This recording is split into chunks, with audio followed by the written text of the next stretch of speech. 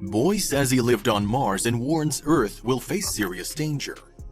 She had known he was a special kid since he was born. He was too advanced for his age, so the mother took him to several experts to look at her son. But when the boy started talking strange things about outer space, researchers were delighted by what the young man knew. Yet the main question was, how was it possible? Nadezhda Kiprianovich welcomed her son Boris into this world in 1996 in the Russian town of Volzhsky. From the very beginning, she knew he was special. It all happened so fast, I didn't even feel any pain. Nadezhda recalled his unusual birth. Except for that, there was something curious about the way baby Boris looked at her. When they showed the baby to me, the boy was looking at me with a grown-up look, said Nadezhda. Little did she know that later her son would offer her something that would simply blow her mind. Nadezhda worked as a pediatrician, so she was aware of how the ordinary delivery process looked like. And she also knew that her own delivery was far from the ordinary. Normally, a newborn baby can't focus on someone like that. But when she got him home, she asserted the peculiar things continued. Boriska, as his mother called him, meaning little Boris, started speaking at 8 months and was able to pronounce the complete phrases, while his peers could barely form basic sounds. He didn't cry much and rarely got sick. When he was 1.5 years old, the boy learned to read, draw, and paint. Later, the researchers would discover Boris displayed a genius intellect, while the boy himself would say there was something more to it. Boris's kindergarten teacher confirmed his advanced skills in writing and speaking were off the charts. His mother confessed it seemed to her the boy felt alone in this world. I had a very weird feeling that we were like aliens to him, with whom he was trying to establish contact, she said. But Nadezhda knew only a minor part about her son.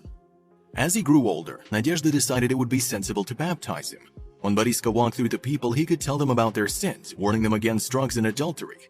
Also, when he was painting people, he drew a strange blue and purple aura around them.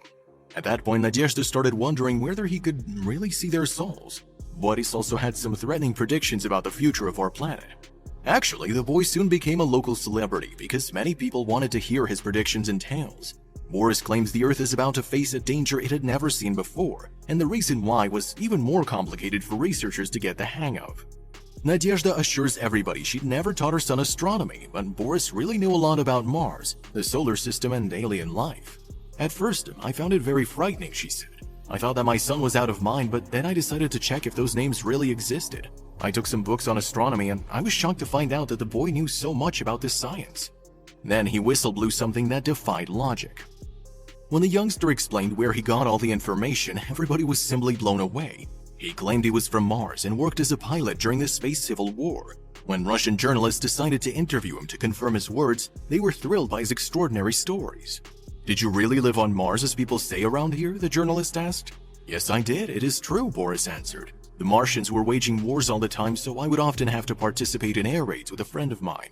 We could travel in time and space flying in round spaceships, but we would observe life on planet Earth on triangular aircraft.